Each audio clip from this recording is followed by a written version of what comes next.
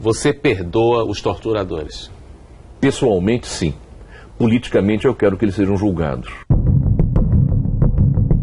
Um ex-guerrilheiro levanta a voz para propor um debate sobre a figura dos torturadores.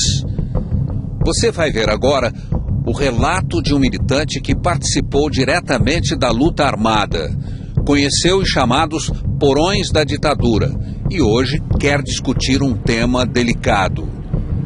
Ao contrário do que sugere a caricatura, o torturador pode perfeitamente ser uma pessoa normal, um pai de família igual a qualquer outro, mas capaz de cometer atrocidades. Isso é dramático.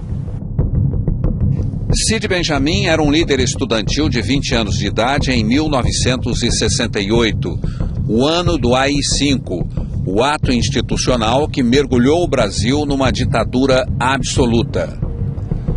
Logo, o líder estudantil estava atuando na clandestinidade. Terminou entrando para a luta armada, no movimento revolucionário 8 de outubro.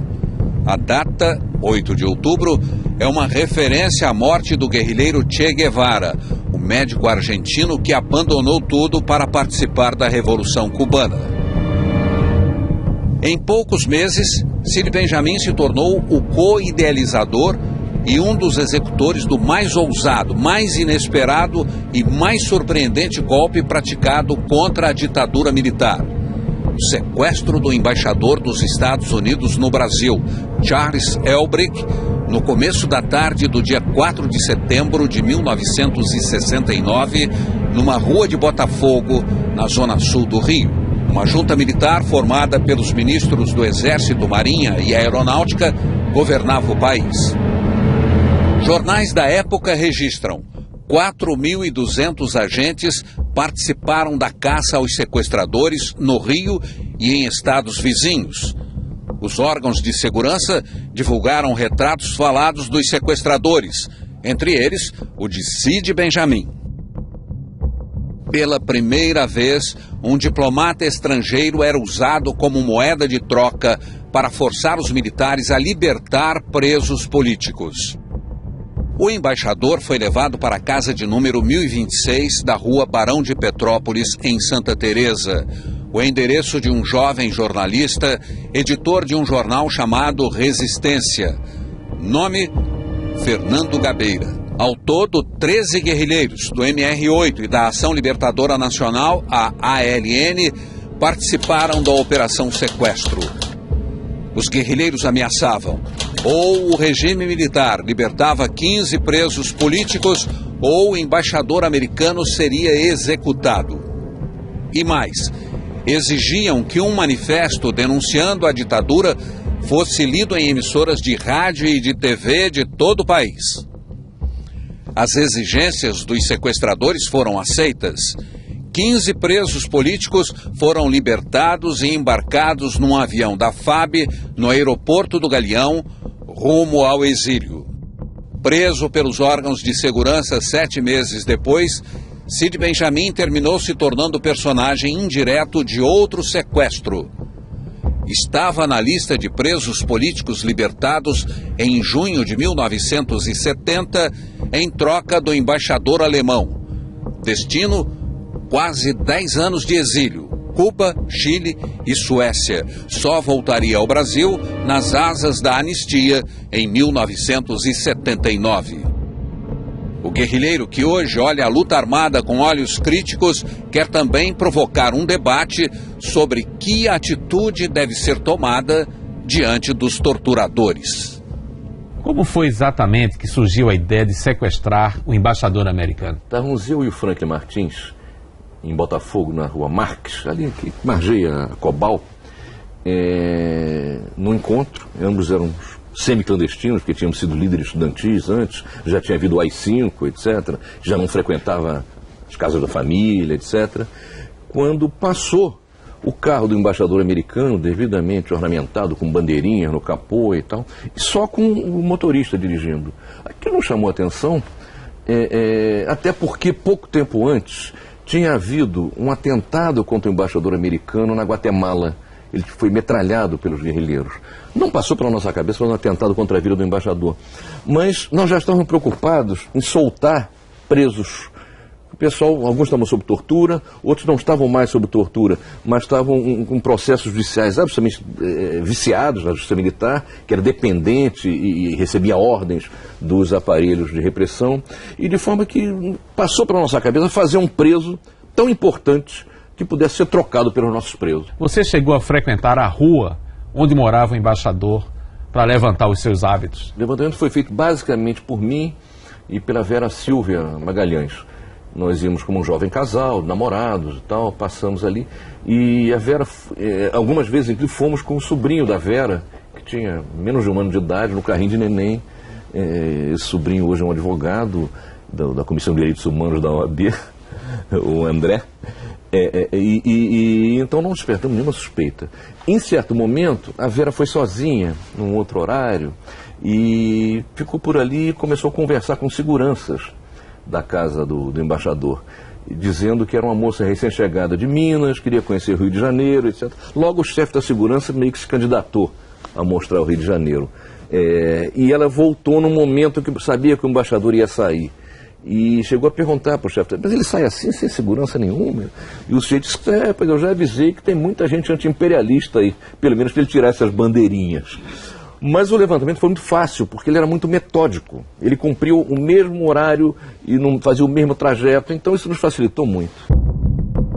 Vera Silvia Magalhães foi a única guerrilheira a participar do sequestro do embaixador americano. Denunciada por uma vizinha, foi presa 6 meses depois do sequestro. Por que você levou um vidro de clorofórmio para o local do sequestro? A ideia era entorpecer o embaixador? O vidro de clorofórmio, que ela é minha mãe, que me forneceu na véspera, que ela é já falecida, ela era química.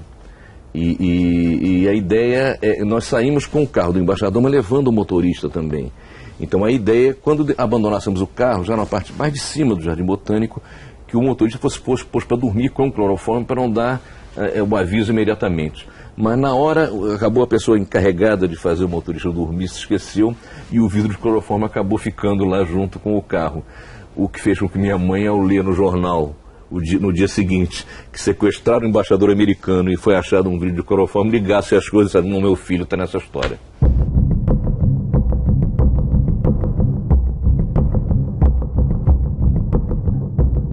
Você confirma que os guerrilheiros iam sequestrando por engano o embaixador português? Nesse caso, o que é que vocês fariam? Bom, eu confirmo. Nesse dia do sequestro, o embaixador americano não saiu de casa de manhã. Ele saía às 10, ia para o centro da cidade, para a embaixada, onde é hoje o consulado americano, voltava, almoçava em casa e saía depois do almoço. Isso nós confirmamos durante vários e vários dias. Justamente no dia da operação ele não saiu de manhã. E apareceu um carro muito parecido, um carro diplomático também. Verdade que não tinha as bandeirinhas, mas veio e o olheiro que estava na esquina da rua São Clemente, com a Rua Marques, chegou a fazer o sinal. Por pouco a gente não captura o embaixador português em vez do embaixador americano. O que nós faríamos eu não sei te dizer, Geneton. Como é que você explica a simpatia que se desenvolveu entre o embaixador americano e os sequestradores? O embaixador americano nos surpreendeu. Ele era um diplomata de carreira, uma pessoa experiente e um liberal, um democrata. Ele não tinha... Certamente havia na embaixada americana quem fizesse o trabalho sujo da CIA, etc. Tal. Aliás, é de se lembrar que na época a ditadura brasileira tinha um amplo apoio dos Estados Unidos. Mas certamente não passava por ele esse tipo de trabalho. E ele falava bem português, porque já tinha tinha servido em Portugal. E conversamos muito com ele, ele se mostrou um centro liberal e fez várias críticas, inclusive, à ditadura militar brasileira. Essas críticas foram gravadas, sem que ele soubesse. Nós usaríamos isso aí politicamente. Ele, por exemplo, falou mal da censura, disse que não podia compreender por que a proibição da publicação nos jornais dos nomes de Chico Buarque, do Dom Helder Câmara, etc. Ele falou das torturas a presos, dizendo que não era absolutamente contrário a isso, que não era política americana apoiar as torturas, etc. Isso tudo foi gravado, mas infelizmente caiu nas mãos de Senimar e não pôde ser usado politicamente, que era a nossa intenção. O Senimar era o Centro de Informações da Marinha. De quem foi a ideia de dar de presente ao embaixador americano um livro de poemas de Ho Chi Minh, o líder vietnamita que era o principal inimigo dos Estados Unidos na época? E o livro era Poemas do Cárcere, do Ho Chi Minh. Olha, eu não sei dizer exatamente, eu não participei dessa decisão. Agora imagino que o Franklin Martins tivesse envolvido nisso, porque ele que fez a dedicatória, que era mais ou menos nesses termos, ao nosso primeiro prisioneiro político, com os votos de congratulações pela dignidade, como se comportou, alguma coisa assim nesse nível. Já estava estabelecida uma relação de simpatia ali entre o embaixador e nós. Ho Chi Minh liderou o Vietnã do Norte na Guerra do Vietnã contra a intervenção americana no Sudeste Asiático. Publicou Poemas do Cárcere. Qual foi a declaração mais surpreendente que o embaixador deu a vocês no cativeiro? A posição política dele, e realmente era uma coisa verdadeira, a gente sentiu isso na época, e pôde confirmar depois, era uma posição que a gente não esperava. Então isso nos surpreendeu. Posteriormente, quando ele saiu, quando ele foi libertado, ele inclusive mentiu para nos proteger. Ele se recusou a reconhecer qualquer um de nós por fotografia, dizendo que nós só falávamos com ele encapuçados, o que não era verdade. Ele disse, inclusive à imprensa, algo que desagradou muito os generais brasileiros, é que nós éramos jovens, idealistas, queríamos o melhor para o nosso país, embora, claro, ele não concordasse com os métodos, mas que ele temia pelas nossas vidas e enfim, demonstrou uma grande simpatia por nós. Se os militares não tivessem aceitado as exigências dos sequestradores, você, pessoalmente, teria coragem de matar o embaixador americano? Essa é uma pergunta difícil, Geneton. Eu diria que sim. Era uma decisão que nós tínhamos tomado. Agora, antes de tomar essa decisão, e até mesmo antes de efetuar o sequestro, eu devo dizer que nós tínhamos certeza quase absoluta de que, com o trunfo que nós tínhamos nas mãos, os militares iam ceder. A dependência da ditadura brasileira aos Estados Unidos era brutal. Então, essa hipótese era uma hipótese, mas era muito longínqua. Muito longínqua. Nós tínhamos certeza que os militares cederiam, como cederam. Cederam rapidamente. No primeiro dia eles já disseram que aceitavam as condições todas, leram na televisão, puseram para a televisão o manifesto, divulgaram em rádios, em jornais, em revistas, etc. E disseram que iam soltar os presos, sim, enfim. Enfim, nossa previsão nesse sentido se confirmou inteiramente. Quer dizer, a possível morte do embaixador americano era algo longínquo e a nossa avaliação se mostrou correta. O grau de dependência dos militares brasileiros da ditadura militar aos Estados Unidos faria com que ela rapidamente aceitasse as exigências. Grupos revolucionários detiveram hoje o Sr. Charles Burke Elbrick, embaixador dos Estados Unidos, levando-o para algum lugar do país onde o mantém preso. O Sr. Burke Elbrick representa em nosso país os interesses do imperialismo que, aliados aos grandes patrões, aos grandes fazendeiros e aos grandes banqueiros nacionais, mantém o regime de opressão e exploração. A vida e a morte do senhor embaixador estão nas mãos da ditadura. Se ela atender a duas exigências, o senhor Burke Elbrick será libertado. Caso contrário, seremos obrigados a cumprir a justiça revolucionária. Nossas duas exigências são: a libertação de 15 prisioneiros políticos. São 15 revolucionários entre os milhares que sofrem as torturas nas prisões-quartéis de todo o país, que são espancados, serviciados e amargam as humilhações impostas pelos militares. B. A publicação e leitura desta mensagem na íntegra nos principais jornais, rádios e televisões de todo o país. A ditadura tem 48 horas para responder publicamente se aceita ou rejeita a nossa proposta. Finalmente, queremos advertir aqueles que torturam, espancam e matam nossos companheiros. Não vamos aceitar a continuação dessa prática odiosa. Estamos dando o último aviso. Quem prosseguir torturando, espancando e matando, põe as barbas de molho. Agora é olho por olho, dente por dente. Você diz: estávamos dispostos a morrer e a matar se houvesse invasão. Morreríamos, mas Elbrick não seria resgatado. Isso significa que vocês estavam prontos também para uma missão suicida? Não uma missão suicida. Nós defenderíamos, se houvesse uma tentativa de invasão da casa, nós reagiríamos com arma de fogo. Nós tínhamos armas, tínhamos granadas caseiras não muito confiáveis, mas tinha metralhadoras, revólveres, pistolas, etc. Então haveria tiroteio. E não era bem uma missão suicida, era mesmo a defesa ali da casa. Nós não nos renderíamos. Você se lembra de alguma declaração específica do embaixador sobre os militares que estavam no poder no Brasil na época? Sobre a ditadura, sim. Que ele não apoiava, que ele pessoalmente era contrário à ditadura militar, era contrário à censura, era contrário à prática de torturas, e que aí dizia que isso tudo não correspondia, essas práticas não correspondiam a um desejo do governo americano. Pessoalmente não acho que isso fosse verdadeiro, o governo americano apoiava inteiramente esse tipo de coisa. Mas o embaixador Elbrick, ele efetivamente tinha uma posição diferente. Tanto é assim que o sequestro mudou a vida dele. Em seguida, os militares brasileiros pediram que ele saísse, porque viram que ele estava simpático demais à guerrilha, e ele saiu, ele pediu aposentadoria nos Estados Unidos e viveu os últimos dias da sua vida em meios intelectuais de esquerda, em Nova York, etc. e tal. Qual foi o maior risco que você correu pessoalmente nessa operação? Houve algum momento de imprudência? Olha, o maior risco não foi fruto de uma imprudência. O maior risco foi quando a ditadura atendeu todas as nossas exigências, e então a bola ficou conosco. Nós tínhamos que soltar o embaixador. E a casa estava vigiada. Não estava cercada, mas estava vigiada. E vigiada por carros do Senimar, que tinham rádios, etc., enfim, que poderiam montar um cerco. De forma que nós saímos ali em 2 carros, um com o embaixador e mais 2 companheiros, e o segundo que eu dirigia, que era o carro da cobertura, que tinha um armamento mais pesado e que, enfim, trataria de garantia.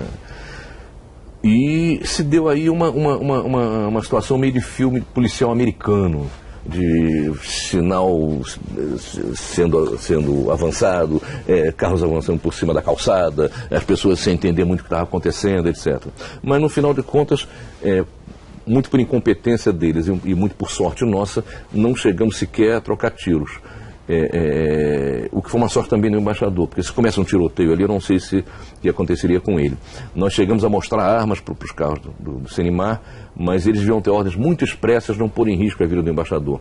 Isso acabou fazendo com que todos se perdessem e aí nós nos encontrássemos depois, nós os sequestradores, para uma confraternização num ponto já marcado e tal. Depois disso, me deu a vontade de dar uma passada em frente à casa, o cativeiro. Havia já um choque dos fuzileiros navais que tinham ocupado a casa, etc. E eu passei meio por curiosidade e constatei que tinha um bocado de fuzileiro naval lá na casa. O embaixador americano foi libertado nas proximidades do estádio do Maracanã no final da tarde de domingo, 7 de setembro de 1969. Os sequestradores aproveitaram um grande movimento nas proximidades do estádio, depois do jogo Cruzeiro 3, Fluminense 0, para se dispersar. Numa dessas ações da luta armada, você matou alguém? Não. Não matei, mas atirei. Atirei para... Nós fomos tomar, certa vez, a metralhadora de um PM que fazia a guarda no gasômetro do Leblon, na rua Carlos Góes. E quando vi um casal de companheiros, a companheira Vera Silvia pediu fósforo para o PM, e quando ele se dispôs a dar fósforo, foi rendido, mas reagiu, ia metralhar os dois. Possivelmente até me acertaria também, porque eu vinha andando em sentido contrário, numa ação meio de cobertura.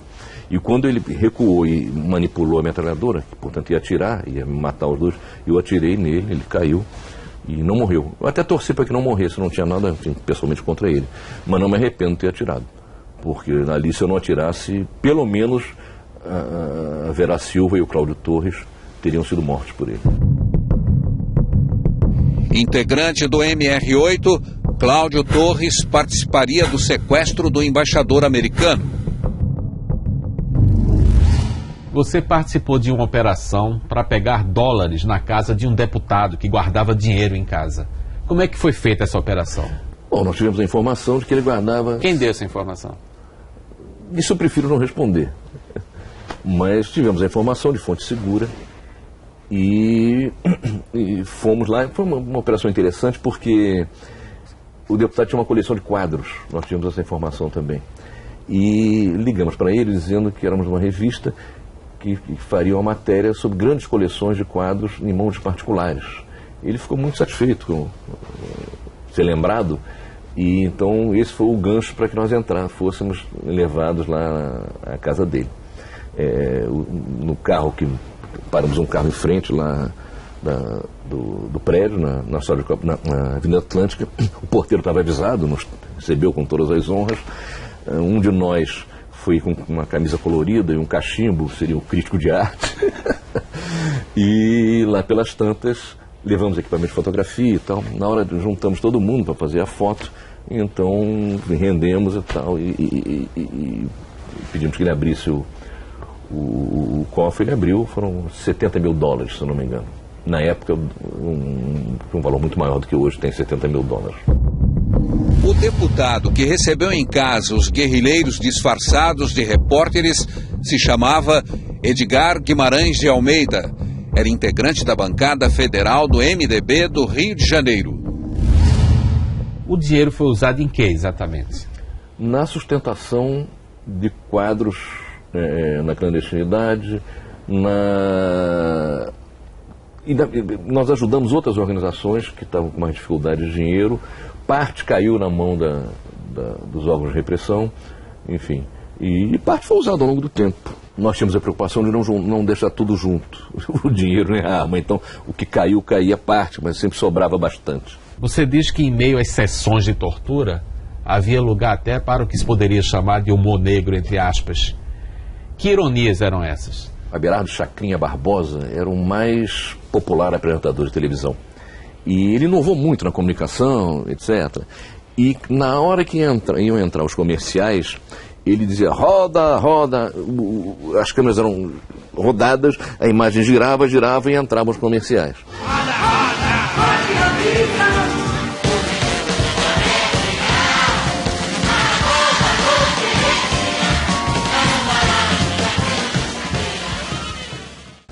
e a máquina que eles usavam no DOI-CODE usavam para dar choque, o telefone de campanha, ela gera eletricidade rodando-se a manivela. Então alguns deles diziam, agora roda, roda, roda, todos gritavam em coro e a máquina era girada. Aliás, a principal sala de torturas do DOI-CODE, no início dos anos 70, quando eu estive lá, era um negócio meio fantasmagórico. Tinha umas luzes roxas, que fazia com que alguns torturadores se referissem, era como a boate. Me chamou a atenção no primeiro dia que entrei ali, vi 2 cartazes, mesmo rústicos, feitos à mão, na parede, e um deles dizia, aqui é o lugar que o filho chora e a mãe não vê.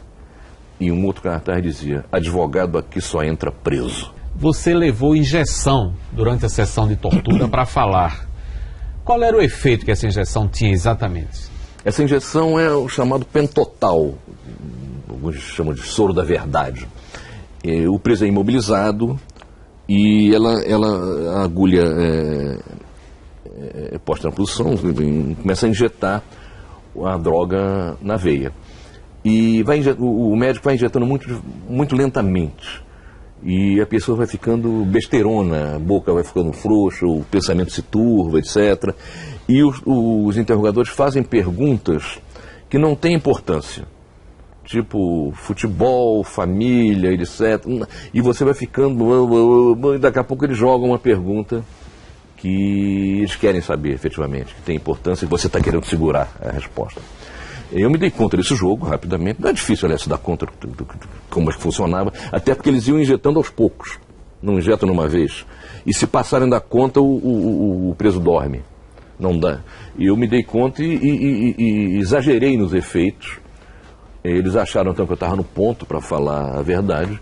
E eu continuei falando mentiras que eles aceitaram como verdadeiras. Qual foi o efeito físico que a tortura deixou em você?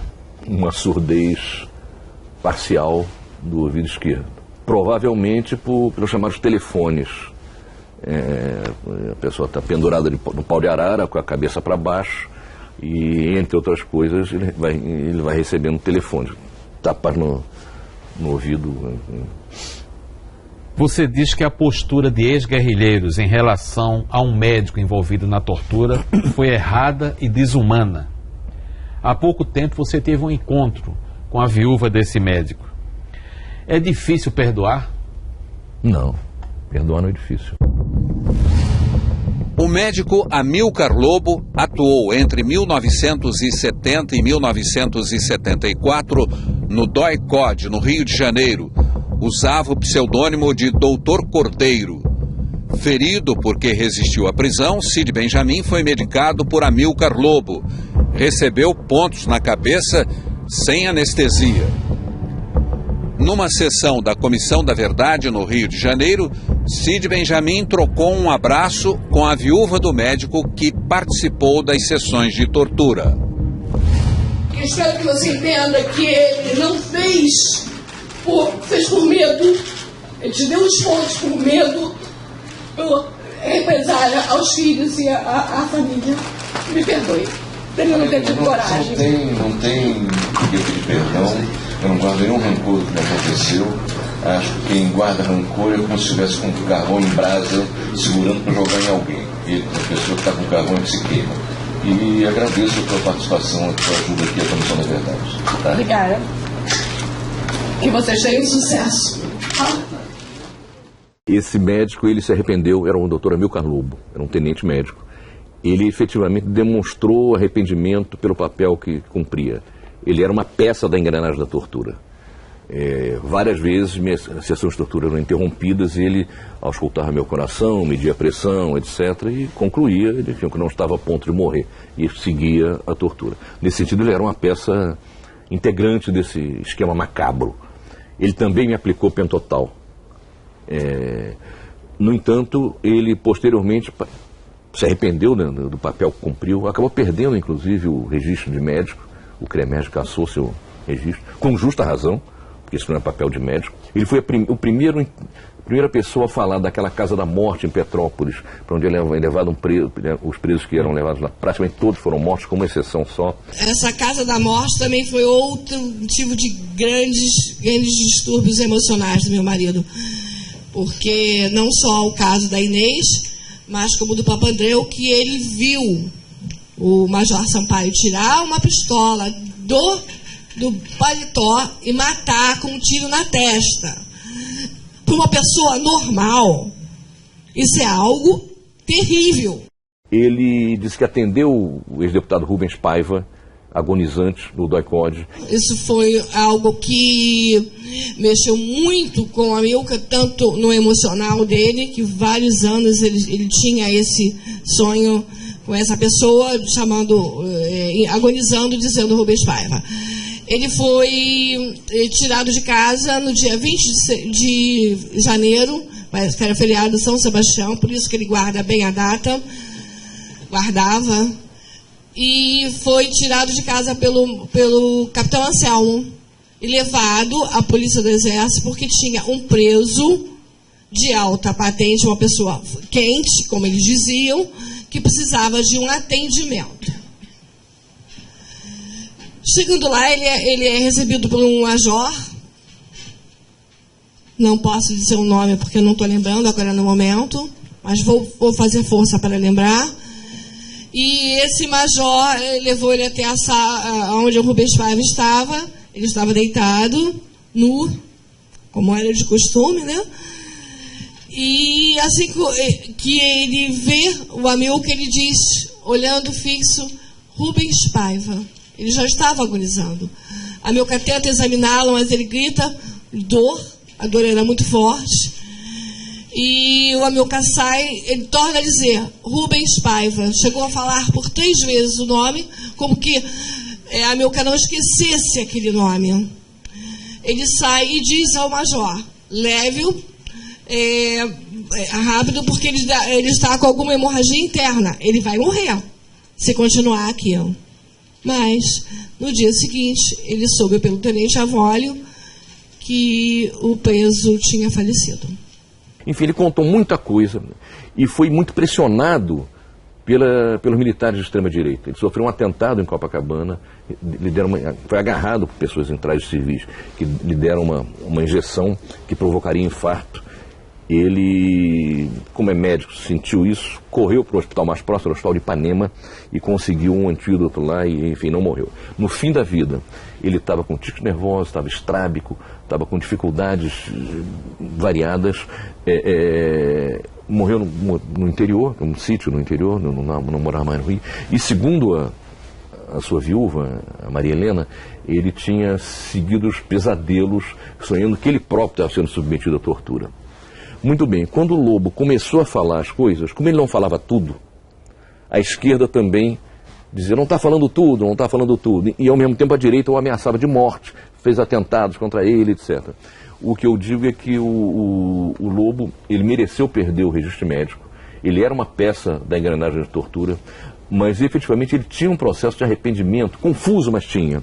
E teria sido melhor, do ponto de vista político, se a gente, em vez de acossá-lo, tivesse conversado com ele e tratado de obter mais informações. E teria sido mais humano também, porque ele teve um fim de vida muito duro, muito difícil, era quase um trapo, e era ameaçado, hostilizado pela direita, e a esquerda também o hostilizava por não ter, pelo papel que cumpriu e por não ter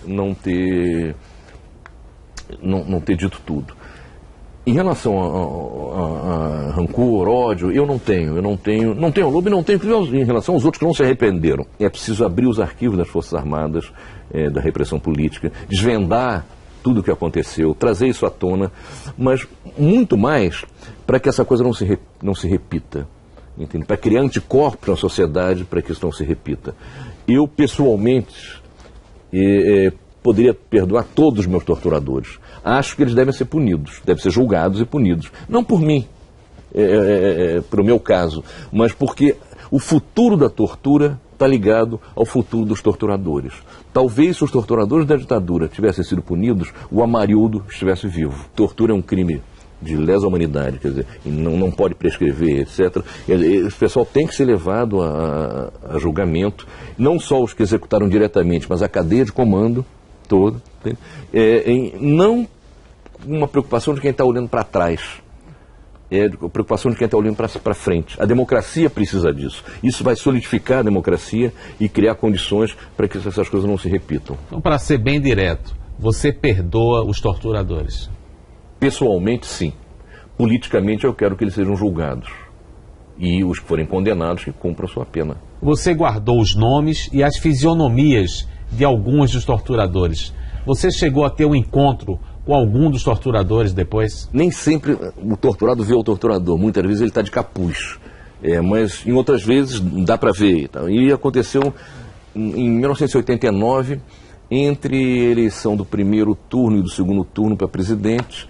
Na última semana, quando o Lula parecia que ia ultrapassar o Collor, e eu era um dos integrantes da coordenação da campanha do Lula no Rio de Janeiro, eu estava no Bar Amarelinho, na Cinelândia, fui ao banheiro e me deparei com um torturador, o agente Timóteo, Luiz Timóteo, que era especialista, segundo ele dizia, de dar choque nos pênis dos torturados.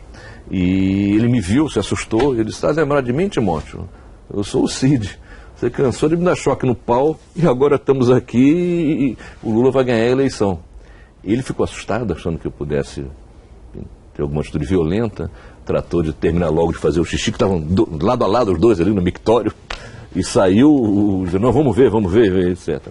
E foi quando eu, enfim, encontrei a primeira vez algum torturador. Mais recentemente, eu tive com o coronel Jacarandá, que era major na época, major do Corpo de Bombeiros, era do DOI-CODE, e ele foi convocado pela Comissão da Verdade do Rio de Janeiro para prestar depoimentos lá na Alerj, e compareceu, e prestou, e admitiu que os interrogatórios eram feitos à base de tortura. E eu conversei com ele, enfim, fora ali no corredor e tal, e ele se lembrava perfeitamente de mim, etc. Conversamos, enfim... foi o segundo encontro. Tive um terceiro encontro, também com um militar convocado pela Comissão da Verdade do Rio, foi o então Tenente Garcês, hoje é coronel. Confirma essa informação? Nada a declarar. o Garcês negou que se lembrasse de mim, que eu procurei de se lembrar de mim, sou fulano de tal, estivemos juntos no Doicore, etc. O Garcês negou e não quis muita coisa. O Jacarandá admitiu que se lembrava. Ele chegou a dizer, bom, Cílio, você sabe que eu não sou um torturador, não fui um torturador, eu não te encostei a mão. Eu disse, é verdade, você não me encostou a mão. Enquanto eu estava pendurado no pau de arara levando choque, você orientava o interrogatório, etc. Outros rodavam a máquina e davam choque, espancavam, etc. Não tive nenhuma intenção, nenhum desejo de tomar uma desforra pessoal. De fato, eu não disse para ele, ó, vocês iam ser punidos todos. Entende? Mas eu não tenho rancor de vocês. Hoje, tanto tempo depois, qual é a visão que você tem sobre os torturadores? O que me chamou a atenção é de que não necessariamente eles eram monstros. Eu não tinha lido Hannah Arendt num livro que fez sobre o Eichmann e chegou à conclusão que ele era horrivelmente normal, tendo cometido aquelas atrocidades todas no nazismo. A escritora e filósofa Hannah Arendt provocou polêmica ao qualificar Adolf Eichmann, criminoso de guerra nazista, como alguém horrivelmente normal, um burocrata que cumpria ordens sem questioná-las. Evidentemente que um cidadão que tem como parte do seu trabalho torturar pessoas, essa prática deforma a sua personalidade. Ele com o tempo deixa de ser uma pessoa normal. Agora me chama a atenção, desde aquela época me chamava a atenção, de que nem todos os torturadores se enquadrariam diretamente, rapidamente, naquela coisa de monstros. Eu imaginava que alguns deles podiam ser bons pais de família, bons vizinhos, torcer para um time de futebol, fazer um churrasco com os amigos, e, no entanto, torturar pessoas. Nem todos eram assim. Havia psicopatas, havia sádicos, havia profissionais, por exemplo, alguns policiais mais antigos, eles torturavam presos comuns, passaram a torturar presos políticos, e aquilo para eles era uma coisa que não afetava muito o dia a dia. Era como se fosse tomar café da manhã e depois almoçar. Entende? Havia militares imbuídos da coisa da Guerra Fria e achando que estavam numa guerra. Entende? Havia, inclusive, militares que torturavam e dizendo para o preso, eu te respeito, você é um inimigo respeitável, etc., e torturavam o sujeito. Então é uma multiplicidade muito grande de personalidades, entende? E o que me chamou a atenção é de que nem todos podem ser enquadrados assim, bom, esse cara é um monstro e tem uma vida social de monstro. Chamam a atenção de que isso não é passar a mão na cabeça dos torturadores. É muito mais grave que seja assim. Que pessoas aparentemente normais sejam capazes de torturar outras pessoas. Entende? É mais grave, eu não estou passando a mão na cabeça de ninguém ao constatar isso. Mas é uma constatação que é real, que é fato. Entende? O ser humano é capaz dos gestos mais nobres e dos mais ignóbeis. E isso é parte da natureza humana e é bom que a gente tenha consciência dessa coisa. E não se iluda. Seria mais cômodo dizer, não, quem torturou é monstro, separa, bota lá. E todos nós agora, na sociedade em que vivemos, é uma sociedade que não aboliu inteiramente a tortura e não criou uma consciência de que a tortura é uma coisa abominável.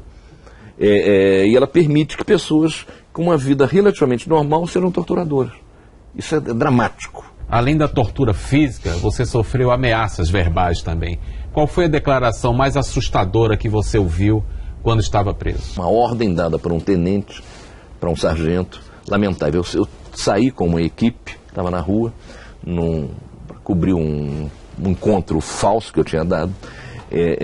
O tenente foi com uma equipe lá para o local e eu fiquei no carro algemado, estava seminu, sujo, todo com um rosto inchado, sangue, etc. Não tinha a menor condição de tentar fugir. Mas o tenente Magalhães, ele dá a ordem para o sargento seguinte, se ele tentar fugir, não atira para matar não, ele não vai conseguir chegar longe, porque está algemado, a algema entre as pernas, enfim, não tem como correr. Mas você não atira para matar, chega bem pertinho e pelas costas dá um tiro na coluna para ele ficar paralítico. Esse cidadão um exemplo de um psicopata, que nem todos eram psicopatas, embora todos naturalmente tivessem a personalidade deformada pela prática que desenvolviam. os guerrilheiros combatiam uma ditadura, a militar. Se os guerrilheiros tivessem vencido, o Brasil viveria numa democracia ou numa ditadura do proletariado? Eu diria que é uma democracia. Embora houvesse correntes que defendessem um regime de força. Mas o Brasil estaria muito melhor, e não tem a menor dúvida. Se os guerrilheiros tivessem vencido a batalha, haveria no Brasil imprensa livre e pluripartidarismo, por exemplo, ou o Brasil se transformaria numa imensa Cuba, como os críticos dos guerrilheiros dizem? Olha, se dependesse de mim, haveria ampla liberdade política para quem travasse a luta política, naturalmente dentro das leis. E isso significa pluripartidarismo e imprensa livre. Em relação a Cuba, eu quero também fazer uma observação que não dá para analisar o regime de Cuba, que é um regime fechado, de partido único, sem levar em conta o tipo de pressão que Cuba vive desde que fez a Revolução. O bloqueio econômico, os atentados terroristas fomentados pelos Estados Unidos, etc. e tal. Quer dizer, eu considero que se não houvesse esse clima de cerco contra Cuba, o grau de liberdade lá seria muito maior do que é. E agora eu digo francamente, quer dizer, eu acho que efetivamente para você ter uma democracia, para ter um regime efetivamente de liberdade, é fundamental o pluripartidarismo. Os militares dizem que quem começou com a violência foi a guerrilha, com o atentado no aeroporto dos Guararapes, no Recife. É uma discussão que você quer levar adiante? Eu não tenho nenhum receio de levar adiante essa discussão. Esse atentado, certo ou errado, foi feito quando já havia ditadura militar. Um presidente eleito tinha sido derrubado pelas armas. Aliás, pelos mesmos que tentaram dar o golpe antes, que levaram Getúlio ao suicídio, tentaram impedir a posse de Juscelino Kubitschek, tentaram impedir a posse do Jango na presidência. Enfim, essa história de quem começou primeiro, eles perdem feio essa disputa. Mesmo o atentado dos Guararapes, a meu ver, uma ação incorreta, ela se deu num quadro de ditadura militar já. Os militares já tinham derrubado o presidente eleito e tinham instaurado uma ditadura. A explosão de uma bomba no aeroporto dos Guararapes, no Recife, no dia 25 de junho de 1966, matou um almirante e um jornalista. O alvo do atentado era o Marechal Costa e Silva, que assumiria a presidência da República meses depois. Costa e Silva escapou porque, ao contrário do que se esperava, viajou de João Pessoa ao Recife de carro. O avião que o conduziria sofreu uma pane. Além do sequestro, você participou de assaltos a banco e a carros fortes para levantar dinheiro para a guerrilha. E também de ataques a sentinelas de quartéis para tomar armas. Uma pergunta que sempre se faz a todo ex-guerrilheiro: você faria tudo de novo?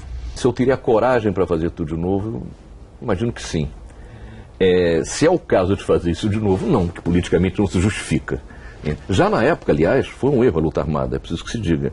Eu defendo como algo legítimo, uma manifestação de resistência a um regime de opressão legítimo, mas politicamente uma forma de luta incorreta, que nos isolou do grosso da população, permitindo a nossa derrota. A guerrilha foi dizimada. Então, foi errada politicamente, embora legítima. Então, estávamos na ditadura. Pensar nisso nos dias de hoje é uma insanidade absoluta.